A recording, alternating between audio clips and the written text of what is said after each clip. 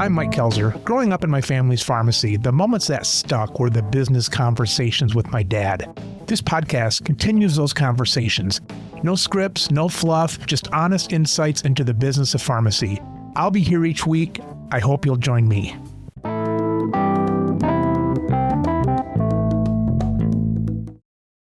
Peter, Tommy, Timmy, my brothers, introduce yourself to our listeners. Oldest to youngest? Oldest to youngest, yeah. All right. So this is Pete. I have a degree in marketing from Michigan State and an MBA in finance from Western Michigan. I worked for IBM for 20 years, and the last 20 years I've been running smaller IT services companies in West Michigan. This is Tom. I'm a younger brother of Pete and twins of Tim. I currently work for a company called Tenant Advisors. We're a commercial real estate firm that I founded back in 2004 with a business partner. Spent 17 years at CBRE prior to that. Graduated from the University of Michigan with a degree in business finance. This is Tim. I'm Tom's twin brother. I went to Michigan State University, and I got my MBA at Kellogg School of Graduate Management at Northwestern University. I have a firm called Equibank Consulting. We do marketing strategy for a host of clients, including pharmaceutical, medical device, and healthcare companies. And just to jump in here then, I'm Mike, and I graduated from Purdue Pharmacy School in 1991 and have been at the family pharmacy, which these guys all graduated from years back. And so we're here today to talk a little bit about that. So did you guys like going into work? Did you hate going into work, or was it okay? Yeah, I wouldn't say I liked it. I think there were periods of time, primarily around the holidays, where I liked actually to work around Christmas because everyone was in a good mood and you were wrapping presents, Russell Stover candy. I actually liked going in during that probably 1 week period. We all put ourselves through college. I think we all started working at the store, I believe, at 14. And it was just kind of expected if you were part of the Koelzer family, you were going to work at a drugstore. And so I didn't mind it. I didn't look forward to it other than around the holiday time. We worked a lot, and I think all of us started before working at the drugstore doing paper routes, Grand Rapids Press, Detroit Free Press. You have to wake up at 6 o'clock in the morning and do that. And then we'd go to school, and then you'd work. And oftentimes work started at 6 o'clock because the store was open from 6 till 10. So it was a lot. And I remember, 8 o'clock, 9 o'clock, 10 o'clock roll around. I was a clock watcher. It's like, get me out of here. Certain nights, but not because we worked so much. But I liked the job itself. It's got to be a lot of hours, as a young kid. But The benefit of that is, we've all kind of started our own firms. We're all working independently, kind of charting our path now. I think there was a lot of learning that coincided with that. Yeah. How about you, Peter? Yeah, I would say I liked it. I mean, like going to the store. We worked hard in those days. You didn't stand around waiting for customers. You'd clean shelves, you'd stock things, you'd sweep floors, all that kind of stuff. To me, there was a sense of it was the family business. We could learn a lot, and you probably got to do some things. Dad would give us a little bit of leeway to do some things. And there were a lot of characters we worked with over the years and customers, and you get to know a lot of those people as well. Nowadays, when I have people schedule at the store, or I just have a computer system and they just say, I basically need this time off. But I remember back in the day, we'd have to not fill them out. You just write it on a sheet, and you'd have to tell your life story to Dad to make sure that you could have that time off. Going to the dentist, you'd have to say how many cavities to make sure it was important enough, So that's one of the things I didn't like is that you could never ask for time off and then just be at home sitting on your ass and have Dad see it, because he'd be like, well, why did you ask for time off? And so I never liked that 24/7 look at us. The one thing I think, though, that was a little different back then is a lot of people would have jobs where they signed up and they worked this day, this day, this day. Dad would make up the schedule every week or every 2 weeks. And I think he got, I don't want to say better kids, but he got better employees because they were the people who were active in sports or music or whatever extracurricular activities and good students. So they appreciated that. And then he would make the schedule. Now, we did a lot of things like you guys know. We'd come back from sports practice in high school at 5:30, and you'd have to work from 6 to 10 at night. We would do a lot of that stuff like Timmy was saying earlier. Yeah, I think that's one thing that I kind of talked about is, like Timmy mentioned and Pete just mentioned, all of us kids were, for the most part, I think, 3-sport athletes, as were a lot of the other employees. So you would go to school from 8 to 3. You would have your high school swimming or tennis or football from 3 to 5, and then you'd go work at the drugstore from 6 to 10. And that happened probably 2 to 3 days a week. And as Pete mentioned, when you worked at the store, you were waiting on a customer, or you were dusting shelves, or you were cleaning up. I mean, there was no just sit behind the counter and wait for a customer to come up. You were doing work, or you were very quick to go get that customer so they didn't have to wait. And that was kind of instilled upon us. And I think everybody at the drugstore, customer service back then and today is so important. When we were at the pharmacy, none of the employees would park in the front row near the door. We were in the way back to give those parking spaces to the customers. And I think that's something you learn, but you didn't really learn it until afterwards. It just became part of your personality and part of your work ethic. When you guys look at business school, is there anything that you think that you learned at the pharmacy, either from dad or just working there, that business school didn't give to you? I thought about that, and I think I've learned more at the drugstore than I did in all my education and my business career. In addition to college, I spent 20 years at IBM, and the first year was an extensive training program. These guys would talk about some guy, they'd say, oh, this guy's a regional manager, and he's responsible for a $100 million company.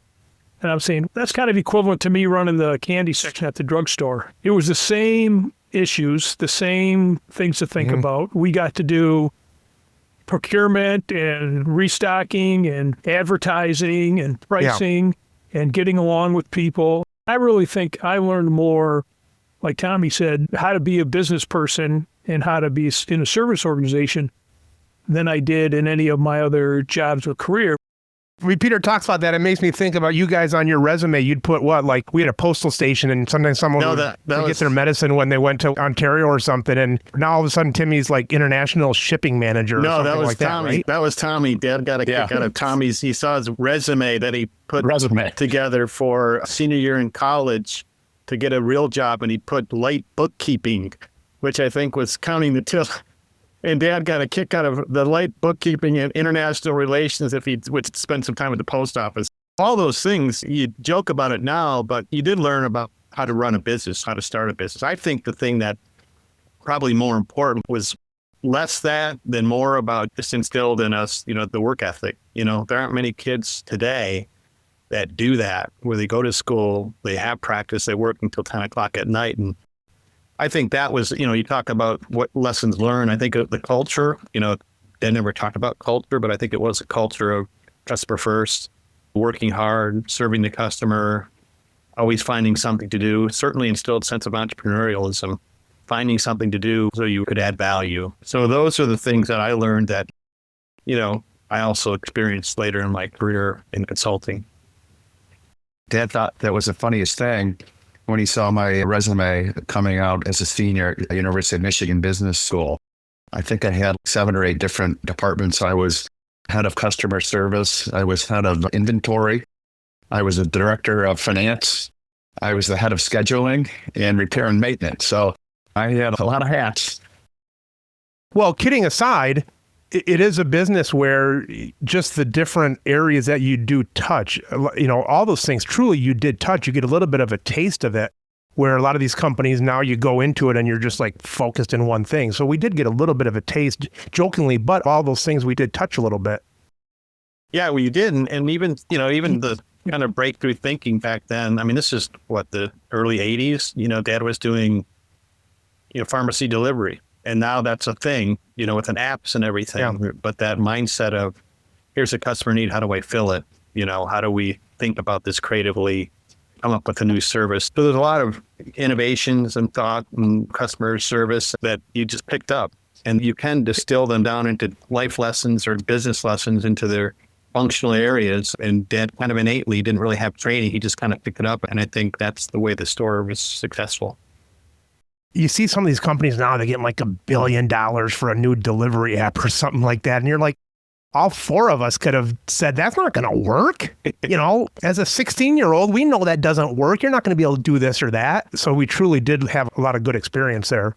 I think we had more than we even realized. I think we have a deep sense of business and you just think everybody knows that, but not everybody does. Yeah, you assume it's common sense because you learned at such an early age. So you think, well, everybody knows this, but you pick things up over the years. And I think we started, like Tom said, we started at age 14 and I was there a good 10 years all the way through grade school and high school and even college. We would come home. Tom and I both were lifeguards, community country clubs. But that was, that was 2 hours of a day. So you'd spend half day at the country club, then you'd work the other half at night at the store.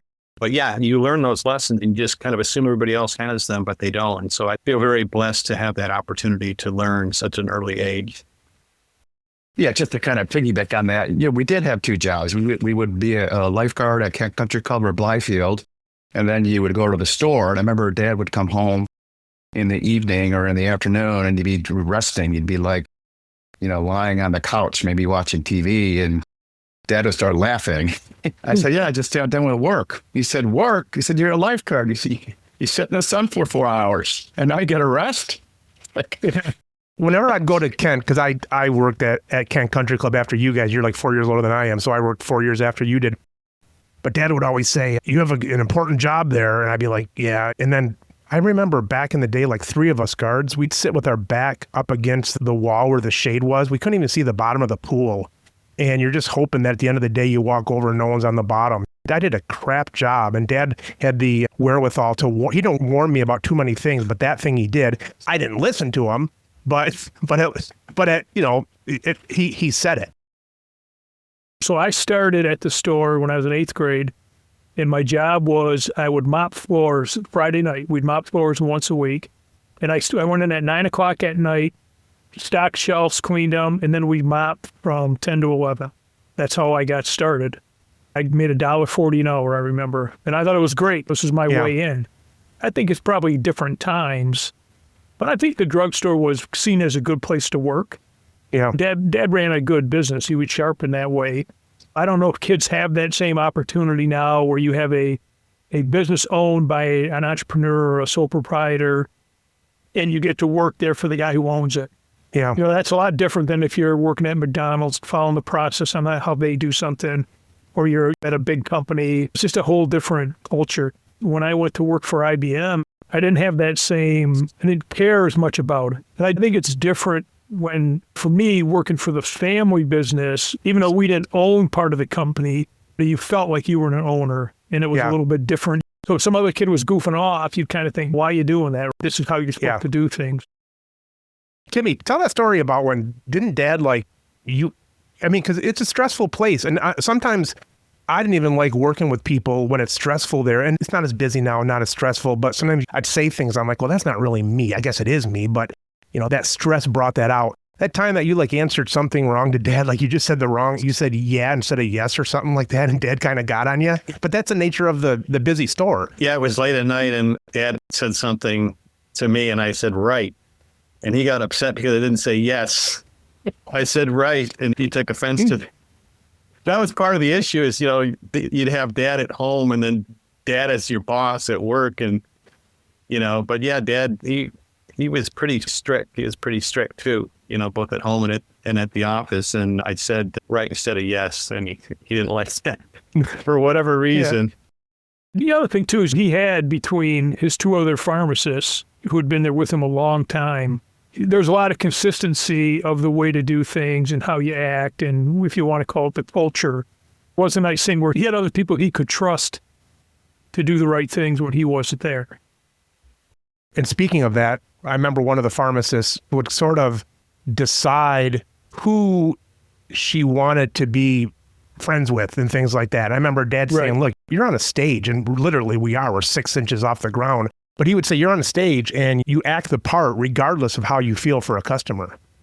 Dad was always so busy on the stage, and the customers would come in and they'd talk to him, say, hey, Jim, did you see the football game? And he would always be looking down, working, filling prescriptions or whatever. But he also knew in the back of his mind that he needed to connect with people. So he would wait until they got almost out of the store after they picked up the prescription, that these guys are probably thinking I got out without Jim pestering me. So he'd go walk outside probably thinking, geez, I didn't greet them properly. And so for the next 5 minutes, they'd talk. Dad would be halfway out the store. He did that at home, did that too. at home. Yeah. Because he may be reading the paper, and then he felt, when someone started leaving, he kind of felt guilty. Then he'd get up and he'd spend about 10 minutes in the driveway with you. You'd be home all weekend, and you're packing up and ready to head back to college or whatever, and then he'd start talking to you, where he had all weekend to talk to you, but he forgot to. You'd come in for the weekend from Michigan or Michigan State, and you'd spend all weekend there, and it was always a warm, friendly place. But Dad, he had a lot of kids. He had 11 kids. You wouldn't get a tremendous amount of one-on-one time until you said, I'm leaving, heading back to Ann Arbor. And then he'd out the door to get those last 3 minutes of conversation, because he probably felt a little bit guilty. I just think that's kind of a common feeling. I feel that way with my kids as well. Jimmy, you mentioned Dad talking to customers. I mean, I think the funniest thing about Dad was when you think about it, everybody comes in the store, they know who he is, but you get all those customers and you'll draw a blank on who it is or what their name is. And always, if you're there and somebody come in, they say, hey, Jim, you got my prescription? And if he draw a blank, he'd be like, yeah, I'm kind of big, Pete, can you get that? So I'd go up and I'd say, yeah, who's it for? And they'd say, it's for Joe Smith. And I'd be like, okay. And I'd walk back and Dad would be like, who's that? And I said, Joe Smith. Oh, yeah, okay. So, Joe, how are things at your his best buddy? Correct. Yeah. You know, and he'd call you over that to get the prescription, that he forgot the person's name. And so you knew you had to get it out of him and pass it back to him. And every now and then he'd get the name wrong. I remember somebody came in and the guy got a prescription for his son. His son was named Sean, spelled S-E-A-N. And Dad said, so how is Sean doing this stuff? When Dad tried to remember names, he'd read a book once in a while. I remember he had those tape series on memory or something like that. Oh, yeah. Yeah. Anyway, he had a kid in his football team named, let's say, Frank Jones. And so he said, I'm going to remember that. So he remembered Frank Howard, who was a kicker or something. He was a kicker for some baseball player? Baseball player, first baseman for the Washington Senators. So Frank Howard. So you guess it, now the kid comes in and Dad calls him Howard all the time. Oh, yeah. He did that with Steve Summer. One time he walks into the store and he's walking out. He says, hey, Mr. Koelzer. And Dad says, hey, Kenny, how are you? And he says, that's Steve. And Dad just said, oh, you changed your name again? That's the way he said it. It was just funny. So you guys mentioned Dad would get people from local high schools, right? And it seemed to be that all the employees were kind of people that were somewhat interrelated, a friend of a friend, something like that. Yeah, I think a lot of people might have had some connection. They were a customer. I think a lot of siblings. There was like 2 or 3 of them worked. And of course, some of them would have been people from our grade school, even athletes who played football for them, that kind of thing. Yeah. But it was pretty much a neighborhood type people, and some kids of friends of his, which sometimes was a good thing, sometimes wasn't as good of a thing. Yeah. Right?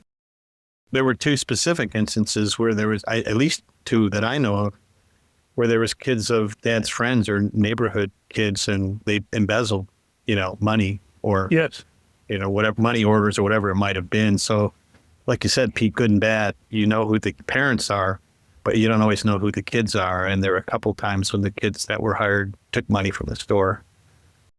I don't think he ever put up help wanted signs either, because maybe 95% of the people coming in there you didn't really want as an employee. So you had to be careful about that too. Yeah.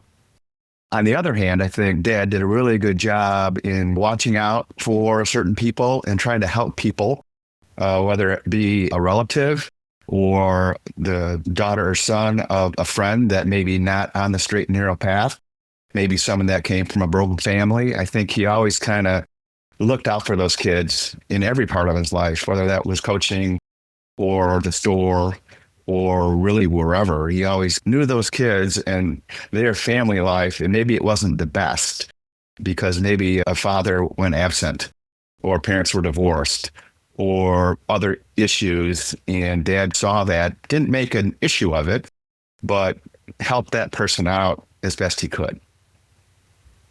For our listeners, our youngest sister is learning disabled, and I think see, you guys knew Dad basically longer and earlier in his career than I did. I think Jenny kind of softened Dad up a little bit too. I think it opened him up a little bit for people that had maybe more challenges and things. Maybe it was way before that. Yeah, and I think some of that, it just as you age and go on in life, you're probably a little more in tune to that stuff. as you've been through the back half of your life, your eyes are open to that a little bit more than you might have been younger.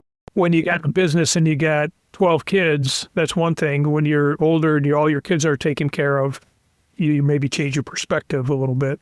Yeah.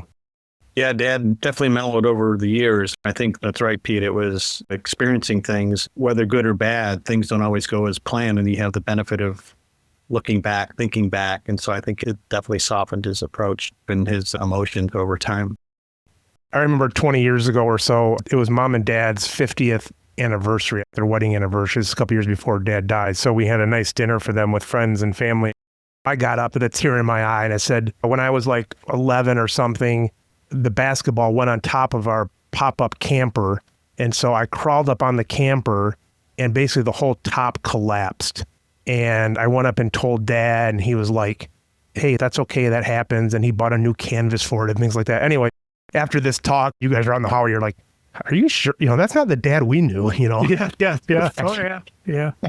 Well, I had a basketball in the house once, and this was terrible. We used to watch family movies, and so the family movie projector was up in the family room because we had watched movies the night before, and I just, threw the basketball and it hit, and you can imagine how delicate that was, knocked the wheel off, and man, that was a big expense. I don't think I told Dad. I waited until I thought he was... No. Timmy, I told Dad. I went up... you told Dad. When you guys were sleeping down there, I went up and I said, Dad, I don't know why, out of respect for him or whatever, I told Dad that you guys were playing ball in the house and you broke the projector. Yeah, then I felt that I had to confess. So the worst possible time, Dad's out doing yard work. It's like 95 degrees up. And I thought I would confess to that. I picked a bad time because he must have been frustrated, so it didn't go well. But the nice thing about Dad is he had that, the eye twitch. So you always knew if things were good, they were good. Well, he's really bad. Yeah. If you didn't, he got that in the Navy, didn't he? From drinking too much coffee or biting down on his pipe or something like that? Probably. When he was mad, then that left eye would twitch. And people at work would know that. Yeah. I have had guys tell me like later on, oh, your dad with that eye would start twitching. Yeah. He was really mad. It was like a signature tell, because if people play poker, it's like they might do something every time they get a good hand. But every time Dad was angry, his left eye would start to twitch, and you knew it was time to get out of there. Otherwise, you're going to hear it from Dad. That might even be what Botox is for these days. I think that was invented for some kind of facial things like that. It was kind of legendary to have that eye twitch, whether it was at the drugstore or at home or on the football field. That eye started to twitch. It was like, okay, this is real business here. It's a giveaway. You're in real trouble. Giveaway.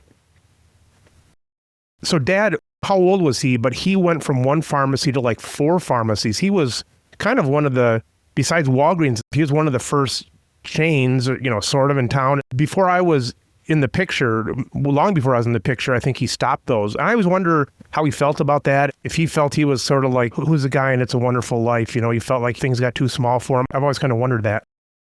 The one time he owned 3 stores that I know of, the main one and the 2 other ones. And I have very faint early memories of going with him to visit the other stores. I remember one of them, they'd give me a pretzel rod back in those days when they had soda fountains and those kind of things.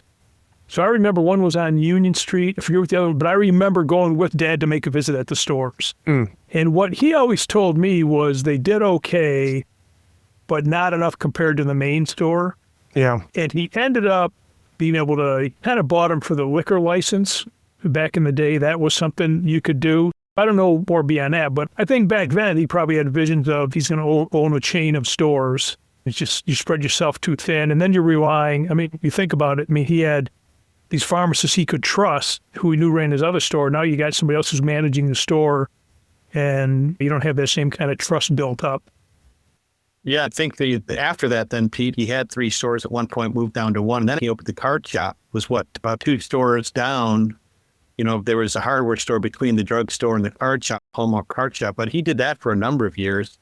And I think he talked about trading dollars. He didn't really care to make money. Obviously, he wanted to make money, but he was doing it more to keep the neighborhood propped up, providing more services. And he did that for some years and then sold that as well. Then expanded the store, right, Mike? You've been through a couple of expansions or remodels.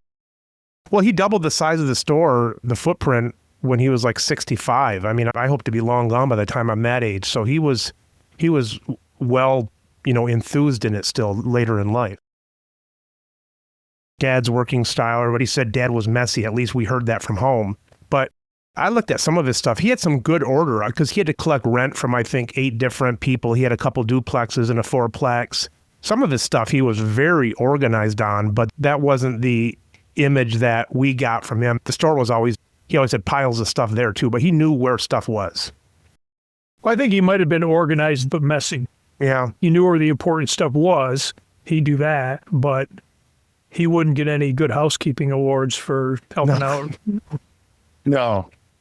I mean, he had his box that he'd lug around for 3 weeks, and it would be, what's that, Humiston Keeling box? That brown box? Yeah, H&K boxes. The one that says you got to get back to Humiston Keeling, Exactly. Yeah. So it'd have 8 inches of like stuff, like garbage mail and bills, and probably once a month on a Sunday night, he would go through that box. He'd go through 8 inches of kind of stuff, and then in the next month he'd do that again. He would just kind of accumulate that, and then the other 2 kind of messy habits. One was his coffee cup. I mean, he always had coffee cups that were in the car. And the other was his pipe. He always had the pipe cleaners out there. I don't even know the name of the tobacco that he used to have. But he constantly would have a pipe, and he would constantly have a coffee cup. So I think he had some messy habits, but for the most part, he was pretty organized, I think. Favorite messy habit was when he would eat peanuts, sitting in the chair, probably doing the mail. He used to shake the peanuts in his hand, and then rather than use a napkin or something to clean it, he would wipe, going from left shoulder down to his waist, he'd wipe the peanuts on his sweater. And he'd go to the store, somebody might come over to the door, and he'd have this mark of peanut shells and shavings all across his front while he had his pipe and his coffee mug. That was one of my favorite dad messy memories. At home, he would come down with his pipe and scrape his pipe out, and maybe absentmindedly throw the knife back in the drawer. When I would eat an orange, I'd cut the skin into quarters to peel it back. Every once in a while, I'd be eating an orange, and inside of it would be like burnt tobacco. You think it's like a miracle happened, then you realize the knife you had Dad's pipe cleaning on it. Speaking of that box that he would have, I recalled that he'd be watching like the Masters or something, and he'd have the stuff all over the table. And I remember saying to a friend of Dad's, I told my dad that I'd never want to get to that point where life was so cluttered that it just didn't fit right in my head. And this friend of Dad started laughing. He's like, you think he needed to do that? He would have this prop box. He would just come and spread it onto the table just to have some peace and quiet for a few hours, and people thought he was busy. So when you guys think of your career, Timmy, you and I had talked on a podcast before this. When did you guys decide? Well, let me say mine first. I had a couple different directions, but one reason I settled on pharmacy is because when I was at pharmacy school, I knew when I got done, Dad was going to be close to retirement, and I knew none of you guys were in it. I knew Dad wasn't going to be in it. And so I had kind of had this direction I could go. I liked the business part of it. I liked science part of it.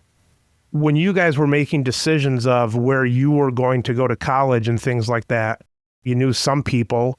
What was your decision process, and did the store affect that at all, negatively or positively?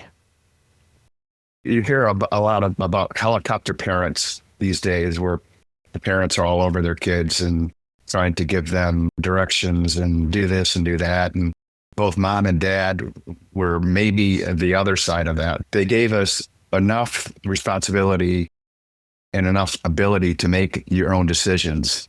I think a lot of kids these days, the parents don't let their kids fail.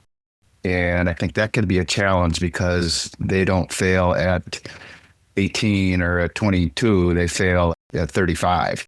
So I didn't see that as a positive, because when I graduated from JC, it was like, I don't know where to go to school. I don't know if I should go to Michigan State. I don't know if I should go to Michigan. I was maybe going to be a dentist. I was maybe going to be in business school. A dentist? So, wait, you were going to be a dentist?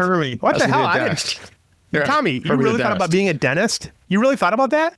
Yeah. He was watching Rudolph one day, and he thought... Yeah, Herbie the dentist. How did that ever come to think about that? I always wanted to be a dentist. Just something I wanted to do. And through high school, my first year, Herbie the dentist, my first year at JC, junior college, I was in pre-dent. And then it got to be... Wait a minute. Pre-dent. So I'm going to call you out on this. So you took like chemistry your freshman year at JC, junior college? Chemistry. Really? I didn't know that. Zoology. I took a lot of these medically kind of related schools, and I had no idea I was going to go to Michigan. But then I started chemistry, and it was like you couldn't really see it, right? You had these theories, and you had atoms, and you had neutrons, and I just couldn't really wrap my arms around it, even though I wanted to be a dentist. And I certainly probably could have gotten through the school or gotten in a dental school because we were all pretty good students had I wanted to. But after about a year or two of that, I was like, I don't want to be a dentist. So that's when I graduated from junior college. Still didn't have that direction. What do you want to go into? Didn't get a lot of guidance from Dad. It was kind of, as kids, we were like, this is your life, kind of figure it out. And thankfully, we all did. But not a lot of direction. So I could have gone to Michigan State or Michigan. I knew I wanted to go to a big school and chose Michigan because I got in. And the one thing I can say about the drugstore and working there is that really ingrained upon me and made me know that I really wanted to do my own thing in terms of either my own business or in some kind of a profession where you can control your own destiny. So first job out of college was a logistics company, sales. And from there, I knew I wanted to either be a stockbroker or a real estate broker because I can have my own business, run it the way I want to have it, and not report to anybody. And I think a lot of that had to do with when I looked at Dad, it was like he was his own person, his own career. I wanted to do that. I didn't want to work for a big company. I wanted to work for something small. I never saw myself going up the corporate ladder. No, I didn't want to do that. You know, that's the one thing I like about the pharmacy is, and you guys know this, you could come up with an idea and within like 5 minutes, you could test it, whether it's a sign or something like that, and you get feedback and all that stuff. And that's one thing that I don't think I would like in a bigger company of not being able to have those kind of ideas. Tommy, that's all well and good, but I think you kind of made the dentist thing up for the show today. Yeah. Timmy, did you know he wanted to be a dentist? No, that's news to me. You guys were both at JC together, so you would have known what classes he took. But, you know, we were kind of, I never really paid attention to what he was taking, you know. Yeah. My story, like we talked about this on the podcast a bit ago, I was more influenced by Mike Brady and the Brady Bunch and Larry Tate and McMahon and Tate from Bewitched is my career. Mike Brady would have the drawings of the architect that they'd go into the paneled room. I thought, well, that's kind of interesting, you know, to be drawing. So I took some architecture classes at JC as well. Again, didn't have a whole lot of direction or input from Mom and Dad. And so there was a class they didn't think I even want to take was physics. You had to take physics. I thought, well, I don't want to take physics. Let me try something else. Then I was intrigued more by advertising. I think just the combination of the business side combined with creativity. I was always looking for, whether it was architecture or advertising or my current career, consulting, it's a combination of the analytical side combined with the creativity, I think drove me more towards marketing, where I got, you know, a degree from Michigan State and then got my MBA in marketing at Northwestern, then started my own firm about 25 years ago, helping other companies through marketing achieve business growth. How about you, Peter? Yeah, so a couple things. First of all, I had no idea with Tommy and the dentist. And I always say, to me, it's like the last thing I'd want to be would be a dentist. I always say, oh my gosh, I'm going to be a dentist. Terrible. I remember people would say in pharmacy school, people would say, I'm not going to be a physician because I don't like the sight of blood. And I'm thinking, yeah, plus you're not smart enough. But if someone said to me, I don't want to be a dentist because I don't like, you know, touching I'd be like, hey, I agree, you know, so I would never be a dentist. Well, I am like the only person that probably likes to go to the dentist. So every 6 months when I get my teeth cleaned, I love that. I could almost fall asleep in that chair. And I like when they're picking at your teeth and I just kind of like it. It's kind of goofy. That's weird. But that was kind of you know, obviously it wasn't a set in stone goal because it shifted fairly quickly, but it was definitely something that I wanted to do at some point in my life. For me, I would say if I was an only child, I would have been a pharmacist and run the drugstore. I loved working in the store and running that, but I said I don't want to have 10 or 11 partners. Yeah. It wasn't the only thing. And I didn't like the pharmacy medical portion of it. I liked the business side of it, running the business. And the same thing you guys said about school. I mean, Mom and Dad did nothing to encourage where to go to school, what school to look at. And of course, we paid our own way. I ended up going to Michigan State because Joan, who's my wife, was there and going to go to vet school from high school. And our sister Julie was there a couple years ahead of me. And it was the year after Magic Johnson there, they won the NCAA championship. So I'm like, oh, Michigan State. I didn't even think of anything else. And we were all good students. And I thought, oh, you got to do something in chemistry, or there's English, or there's whatever. In my first semester, I took a Business 101 course where they had this computer simulation thing where you could invest in product, invest in R&D, and set your pricing. And then the next session, they'd do it again, and you could either try to grab market share. And to me, it was like, I'm good at this. I did well. And I was like, you mean this can be your, just a business degree? That can be what you do? I didn't even really know that existed because everybody we knew was a pharmacist or they were something. So then I was like, this is what I want to do business-wise. What's interesting is out of the 11 kids, besides Jenny with the learning disability, so basically 10 out of 10 that could graduated from college. So everybody has a college degree. So there was something there, whether it was Dad's and Mom's, confidence they gave to us, or the goal that we saw that Dad had done this, but something was there, because I don't know if there's a ton of families with 100%, especially a big family like ours with 10 kids, 100% graduated college. And I think it was just kind of maybe assumed that that's what you did. And interestingly enough, we all paid our own way too.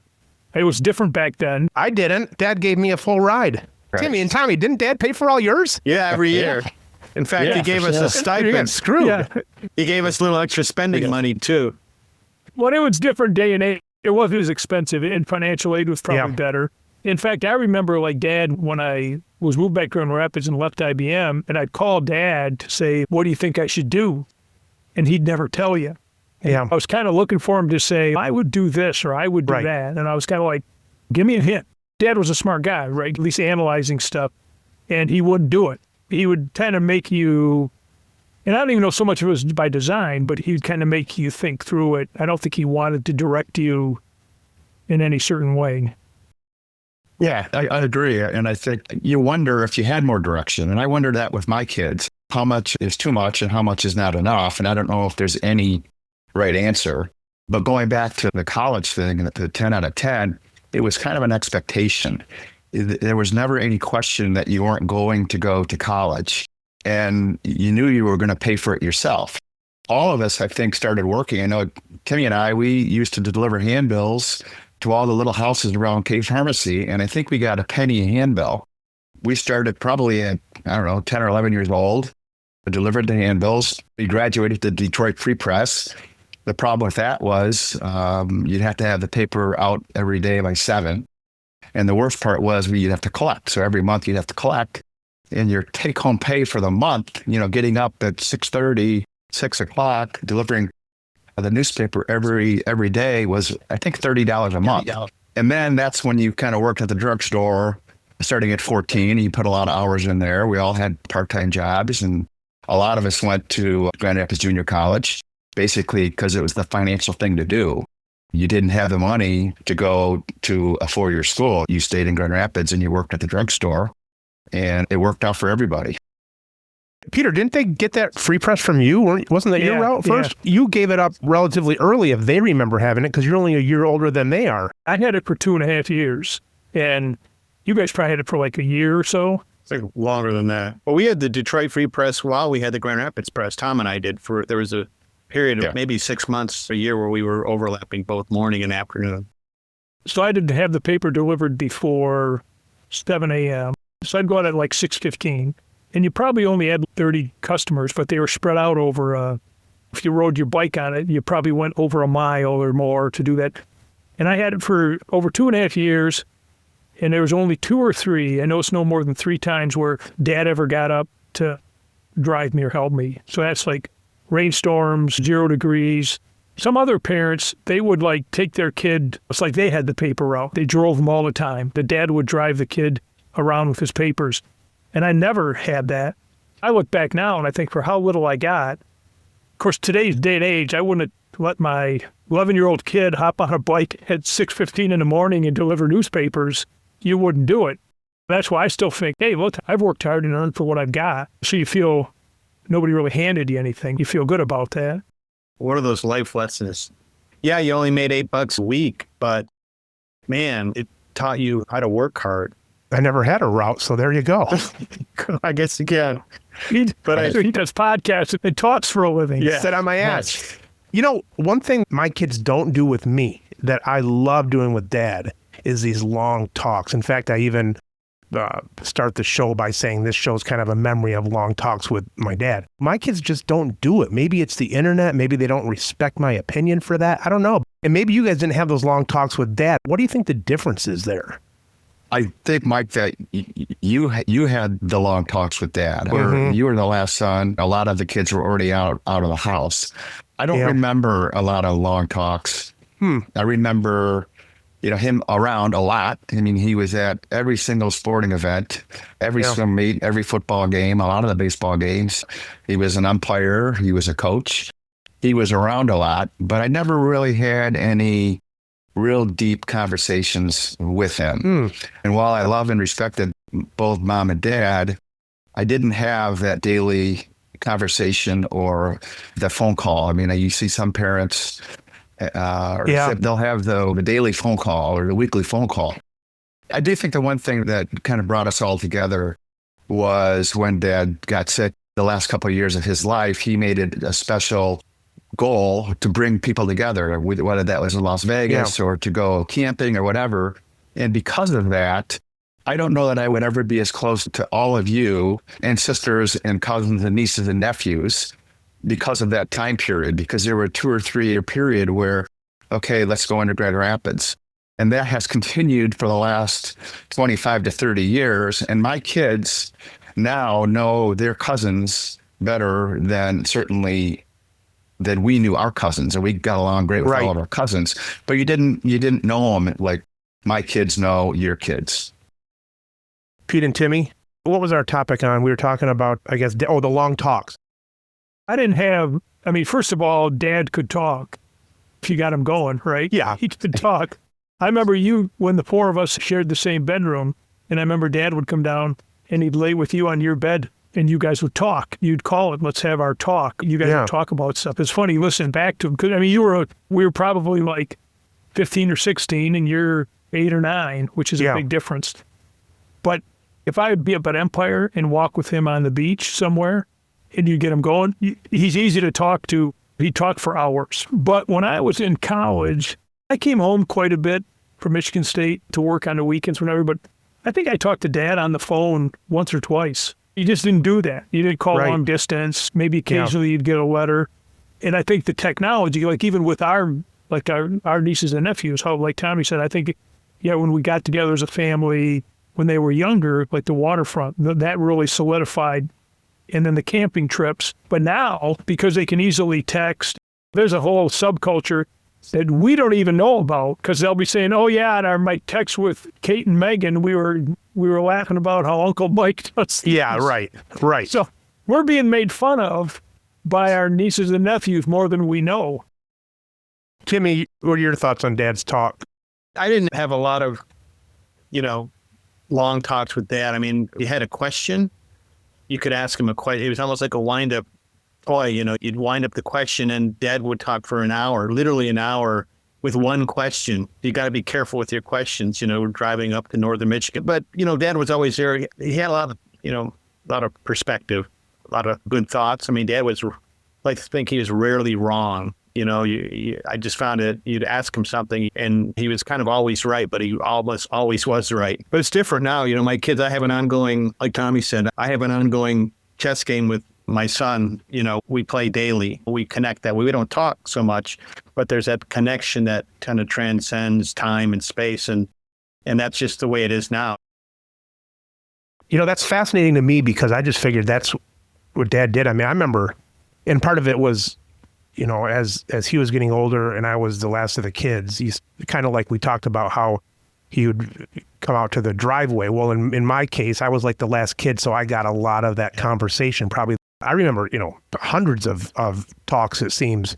But it does make me feel better that I don't have them with my kids. I thought you guys were going to say, yeah, we all talk to our kids for hours and stuff. So I guess I feel better now. Part of that, I'm okay. Part of it was a function of, 12 kids. Yeah, an hour a kid, that's a long day. Right. You were home, you worked with Dad day in, day out. I was at the pharmacy, so that's why we had a lot of pharmacy talks too. A lot of time. Yeah, a lot of time. It's, it was rare to go out to dinner. I think I went out to dinner with Mom and Dad maybe once, maybe with a few times with Tommy, but it was a family. We didn't have a lot of one-on-one time necessarily. I don't know, Tommy, if you felt the same way. Can you remember how many dinners we'd have with Mom and Dad? Part of it's the expense. Every time you go to dinner with one kid, that's multiplied by 10 or 12. We didn't do much of that. There was not a lot of one-on-one, and I think it's because you didn't have the time and you had too many people. And it probably wasn't until the majority of the family had moved on where there was less time working, less time coaching, and more time to talk to his kids. He maybe figured you needed more coaching and guidance. I was going to say, when you guys think about traits of Dad and spending time on this, because he's the unifying leader that we all had through our years in the business area, what good and bad traits have you picked up from Dad that you recognize? Two kind of speak to me. One is personal responsibility. And that goes back from the days of the paper route. You're taking money as a 10-year-old kid waking up in the morning, but it's on you, which I think is a net positive. There's no overly guidance or over direction. So personal responsibility is number one. Number two would probably be the sense of fairness. It's interesting, you kind of those two concepts together, personal responsibility with fairness, because, we have Jenny, their youngest sister, who has intellectual disability. And so you're compassionate, you do it on your own, but there are people that can't do it on their own. So that combination of personal responsibility with a sense of fairness, and Dad was always very fair. And you're also looking out for other people, and there's a sense of fairness to do the right thing always, but you're kind of the one that's responsible. So that kind of two life lessons I took away from Dad. What about negative? Is there anything in yourself that you think you're maybe could do a little better on that you thought, that probably came from Dad? Yeah, Dad was right a lot. Dad had an opinion on a lot of things. So I try to soften that. I think Grandpa Koelzer, none of us knew him. I think he was quite opinionated, and maybe even back then, what's the term, a male chauvinist, or, back then, women had their place and things like that. I think that there was a stepping down from that to Dad, and then hopefully Dad to us. Our mom would say that our grandpa, who died before any of us were born, you could just tell she didn't like that quality in him. Yeah. So, Peter, how about you? So for me, I think one thing I share that is a sense of humor. I think Dad had a sharp sense of humor. You could see the irony in things or the funny things. You could get him laughing. Of course, he could laugh and we're all afraid he's going to die because he'd start coughing. Yeah. For me, the sense of humor and getting the sense of humor is something that I think I share with Dad. And then I think he's kind of a sharp business mind. I mean, I'm better than most people at numbers and doing numbers in my head. I was probably a little bit closer to Dad on the football stuff early. I used to go help him all the time, coach the teams, and I was into that. Sports maybe a little bit more, following it. And like Timmy said, critical thinking, I guess is how I put it. And I think we're all pretty good critical thinkers. If you have a little too much critical in that thinking, that's maybe a little your greatest strength, your greatest weakness. There you go, right. So a little bit too critical thinking in that family, and it was Dad and our Aunt Judy, very caustic sense of humor. Caustic, yeah. Now, I appreciate it because you're like, yeah, I'm thinking the same thing. Right. But it could be a very sharp edge. And Joan always would say to me, said, yeah, your family picks on each other all the time. And I think we do. You kind of can easily get picked on. And we're used to it. We take it. But some people aren't used to that. But I think, like Timmy said, the critical thinking or having it figured out and being maybe a little bit too critical with that sense of humor or whatever, I think it's along the lines of greatest strength, greatest weakness, too much of a good thing. But I do think Dad was very much a risk taker, probably more than I am, as far as how he used to play. I mean, like play blackjack and play poker. You know, he wasn't afraid to gamble. When he was in college, he used to talk about he bought the pop machine in the dorm that he owned, but he put beers in there, which is illegal. But he'd stock it with beer instead of pop and then sell it. And he'd do his gambling thing where he'd keep track. A little bit more of a risk taker than I. And you guys might be, Tim and Tom, you might be more that way. I don't know. But it was just interesting how he would do some of that stuff. Yeah, I would kind of pair up my identical twin brother in the personal responsibility. I think that pretty much above everything else, quite a bit above everything else, was personal responsibility. It's you. And I've always thought that about my life, and I contribute that a lot to Dad. Dad had a lot of responsibility, and he had a lot going on in his life, and occasionally you'd see that eye twitch, and there's a little bit of temper there.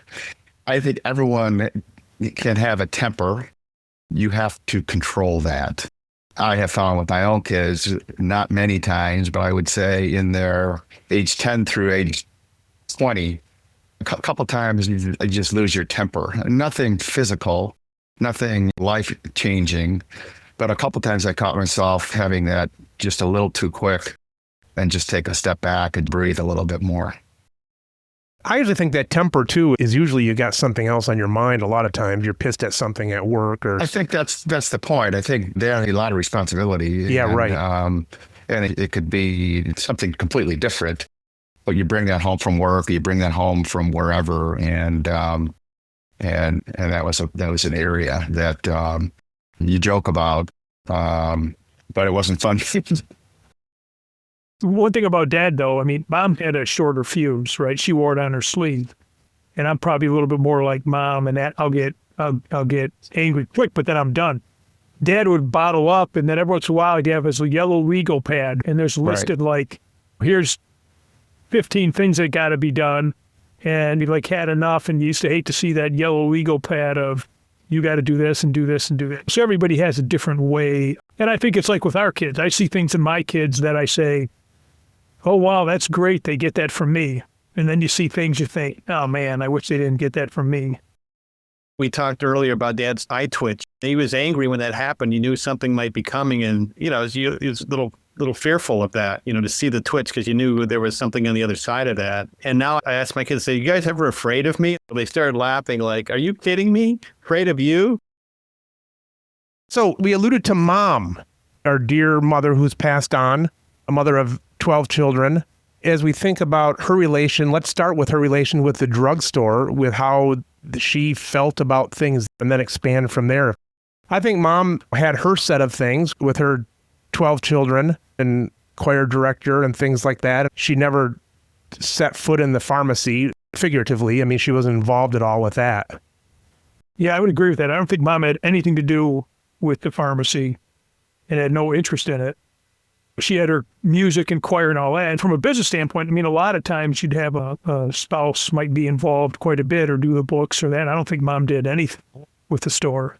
Dad also had Grandma. So Grandma would do the books. Yeah. I remember sitting at the kitchen table and, Grandma would be there or Dad would be there. So they shared that more with Grandma and Dad than Mom and Dad. That's true.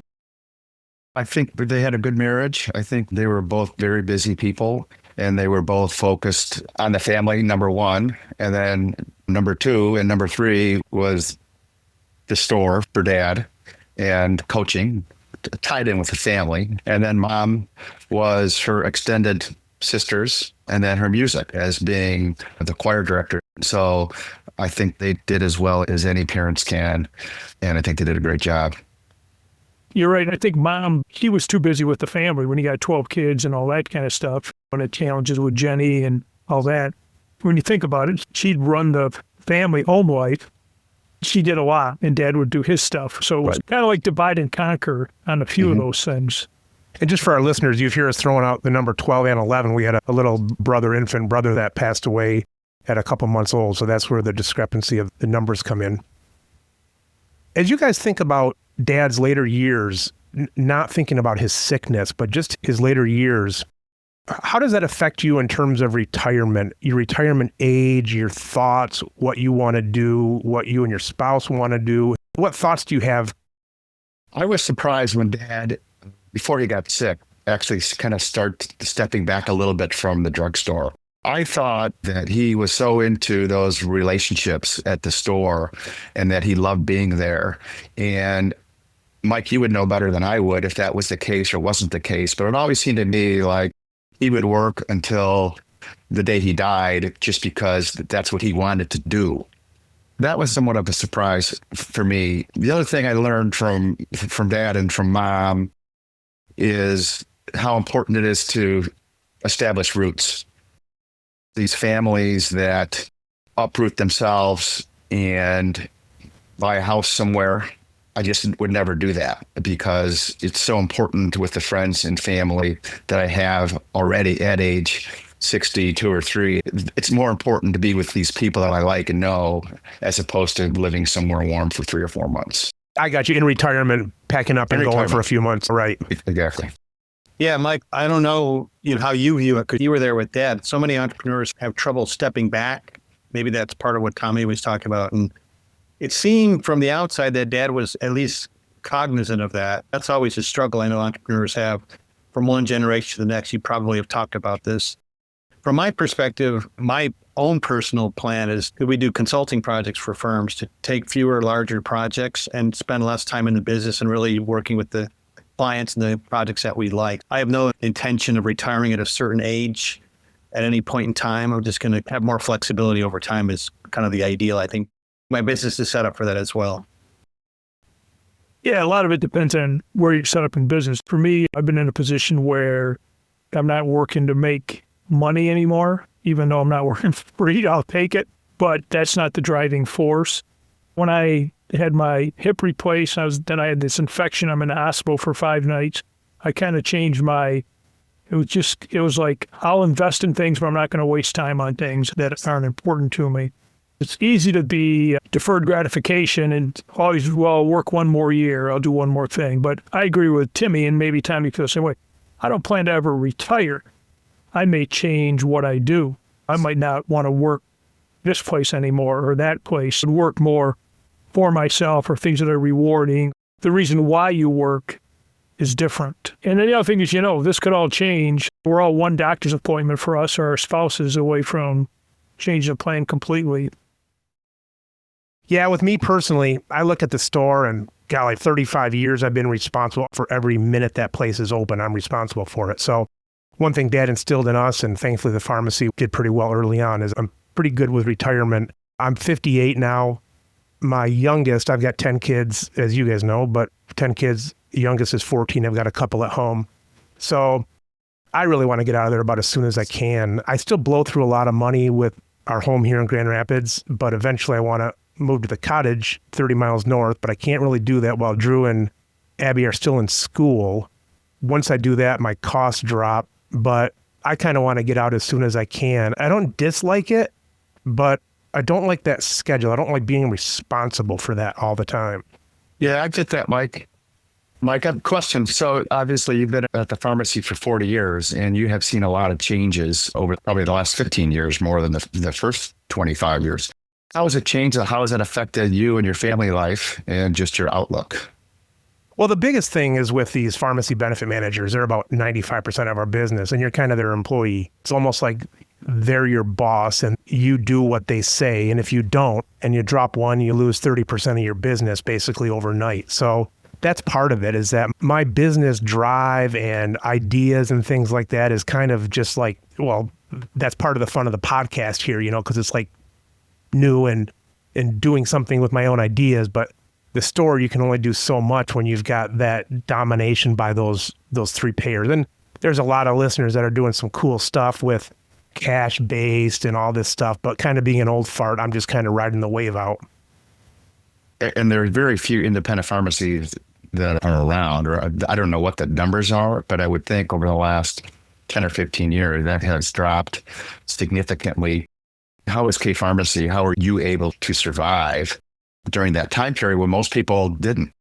Right now at the pharmacy, we did a few things.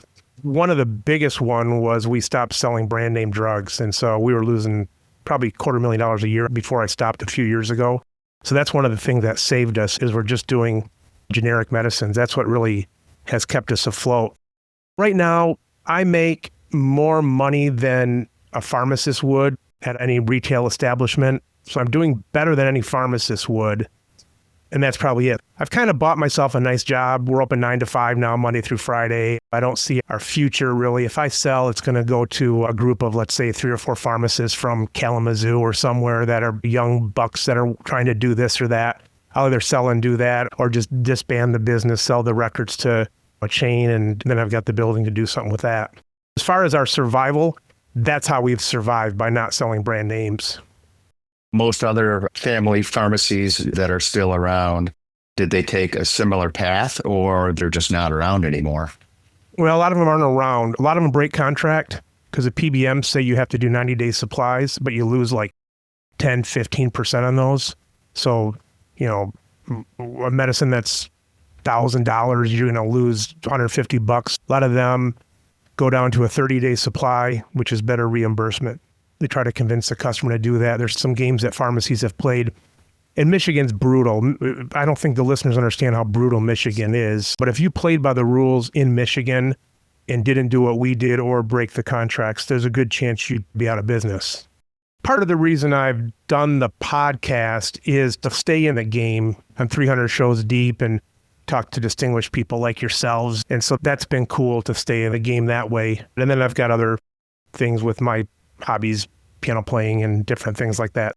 We have a customer that came in. He says, he's retired now. I said, what do you do now? He said, I took up gardening. I said, well, that's pretty cool. He said, yeah, I wake up every day and plant my ass in the lazy boy. So I want to do something different than that. But with that said, if I got out of the store, there's no shortage of people wanting someone to come in for 5, 10 hours, 20 hours a week to work as a pharmacist somewhere. If I wanted to stay in, I could do that. I look at mom and dad both punching out basically at 70. Mom lost her memory and so on and lived till 80. But it's like, geez, if I'm done at 60, that's only 10 years that you got to do stuff. Well, that's true. I mean, we're starting to get that. A lot of our relatives, cousins who are older than us, you start to see a few things and you think, wait a minute, and 70 starts to get pretty close. There was a guy at the Y who had a shirt that said, someday never comes. I saw him on that and I said, I like your shirt because someday I'm going to do that. Someday never gets there. And I've had times when I left IBM and started something new, I had a little bit of time off and I said, well, I have time. I'll play piano more, guitar, or I'll read more and do any of that. So sometimes if you want to do it, start on it. If I could dabble in something, I probably would. But like we talked about, Dad, the store's not really something you dabble in. Even if I went down in hours, right. 20 hours a week, you still have that weight behind that. If I look at my salary, that salary plus, thanks, honey. Say hi to the brothers, hon. Hey, Margaret. Hey, Margaret. Oh, Margaret. What's going on? Pull up a chair. Want to pull up a chair, hon? Oh, put a chair, No. Margaret. I got nothing to say. Yeah, neither do we. So if I look at my salary, that would be what I pay a pharmacist. As I say, I do better than a pharmacist does, but not a ton better. If I gave my salary away, I'd have half a salary and then with some profit, but it starts getting tight. That might be the game. That might be that another couple of years that I'm down to 30 hours instead of 40 and just doing that because I still need that 3/4 of the income and so on. I think the thing is, I mean, the stuff that we do, the three of us, and you might too, being able to run a business and a lot of different facets and all that is a rare skill. But what it isn't is Mike can do this, but you can't say, all right, I'm going to stop doing this, but I'll go work for $75 an hour as a pharmacist. Or I'll come in as an attorney and charge you $200 an hour. You don't have an hourly fee where you can just take your skill set and say, oh, you want somebody to work next Tuesday? I'll come in and work at $100 an hour per the day. That's a nice thing to have in retirement where you just do that as opposed to, now you can do the same thing if you've just consulted with somebody a little bit here and there, but it's harder to define it. Harder to define. All right, so we talked about Tommy being a dentist. Do you guys know what I would do if it wasn't pharmacy? I'm sure you don't know. The comedian. No. A chameleon. No, I'd be a mechanical engineer. Would you? I'd do stuff like on those shows like How It's Made. Brian sort of does that. I would, make a line on how to help make, ice cream sandwiches and just those machines. That would be kind of fascinating to me. I could see you doing that because you think that way, provides a technical level of expertise. I could never handle the chemistry to be a pharmacist or the physics to be a mechanical engineer, but your mind works there. So I think I could see you in that capacity. Yeah. Well, thank you. All right, you guys, we talked about Dad not giving, for better or for worse, a lot of advice when we were in our high school years. If somebody said, I want advice right now from Tommy or Peter or Timmy, and someone said, hey, give me some advice. I'm a senior in high school. I will answer that because I basically gave the exact same advice to both my kids recently.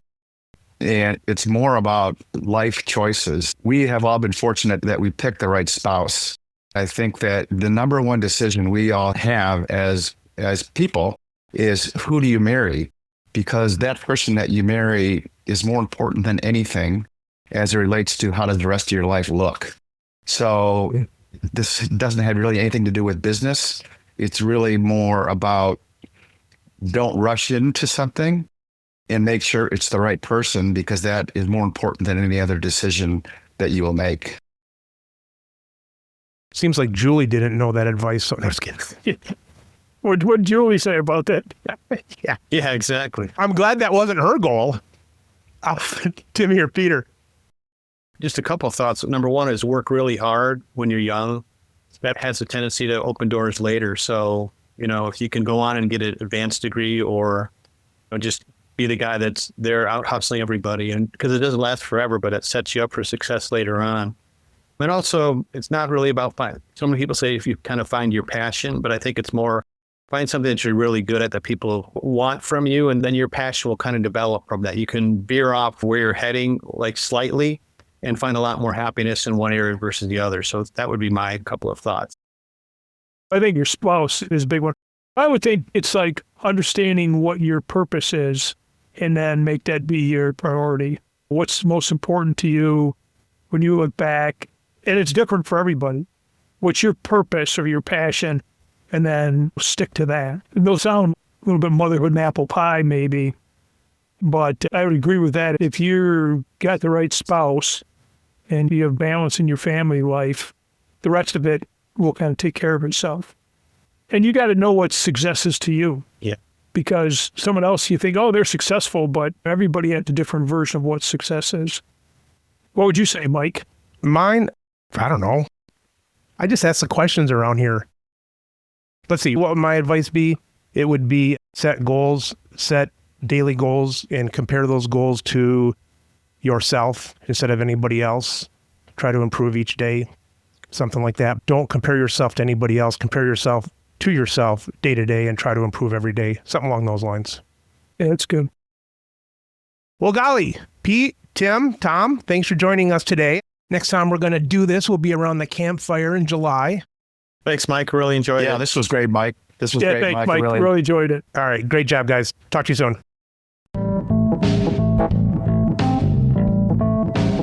You've been listening to the Business of Pharmacy podcast with me, your host, Mike Koelzer. Please subscribe for all future episodes.